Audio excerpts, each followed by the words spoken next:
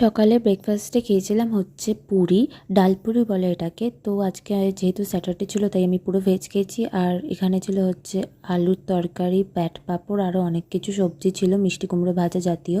তারপরে একটু বিকেল নাগাদ, মানে ওই 5:30, মানে একটু আগে, তখন বেরিয়েছিলাম হচ্ছে একটু গঙ্গার উদ্দেশ্যে। তো চলে গেছিলাম মুকুন্দনগর ঘাটের ওখানেই। তো এখানে মুকুন্দনগর ঘাটের আগে একটা মন্দির ছিল, মানে দুটো মন্দির, একটা হচ্ছে শিব মন্দির আর একটা হচ্ছে লোকনাথ বাবার মন্দির।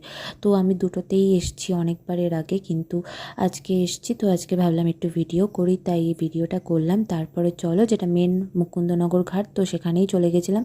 চাকদা স্টেশন থেকে ঠিক 2-3 কিলোমিটার না, 6 কিলোমিটার কি 7 কিলোমিটার দূরে হবে। তো এখানে পার্ক মতো সব আছে, এখানে অনেক কিছু আছে আর অনেক রকমের ফুল আছে। তো গোলাপ ফুল ছিল, আরও অনেক কিছু ছিল। তো এখানে হচ্ছে শিব ঠাকুর আর কালী ঠাকুর ছিল।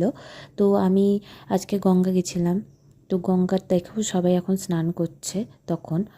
তো তারপরে চলে গেছিলাম হচ্ছে একটু গঙ্গা জল আনতে। তারপরে দেখো কি সুন্দর চারিপাশটা। তো চারিপাশটা এত সুন্দর, মানে দেখলেই চোখটা জাস্ট জুড়িয়ে যাচ্ছিলো। তো মুকুন্দনগর ঘাটের সামনে এখানে এত স্টল বসেছিল, তো সেখান থেকে আমি নিয়ে নিয়েছিলাম হচ্ছে আইসক্রিম। তো এই দেখো আইসক্রিমটা খাচ্ছিলাম। তো এটা ম্যাঙ্গো ফ্লেভারের আইসক্রিম ছিল, যেটা খুবই ভালো খেতে ছিল।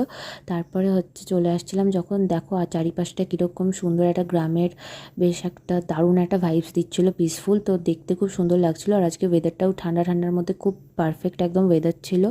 তারপরে ফেরার সময় হচ্ছে একটা দোকানে গেছিলাম, চারার দোকানে। তো সেখানে আমি হলুদ নিয়েছিলাম, আর এই দাদুটা হচ্ছে আমাকে হলুদটা ফ্রিতেই দিয়েছিল।